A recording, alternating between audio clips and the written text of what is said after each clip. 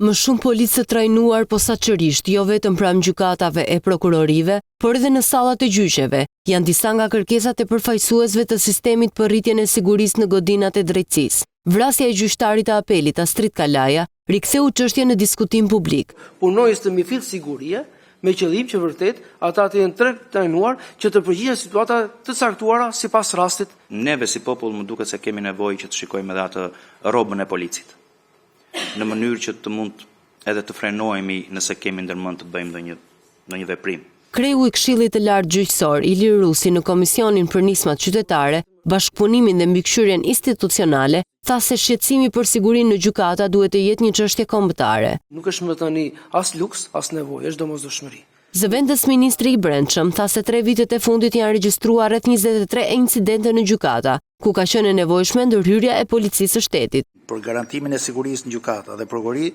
është i plot i vazhdueshëm në funksion të jetës, pavarësisë drejtësisë dhe shtetit së drejtës. Po për të arritur tek plotësimi i kërkesave të qeverisë së gjyqësorit për rritjen e sigurisë, Kuvendi duhet të ndërhyjë me një ligj që rregullon mënyrën se si do të jetë prezent oficerët e policisë në gjykata. Ne paraqesim gjitha dyshime ligjore, jo vetëm për sigurinë, por edhe për eficiencën.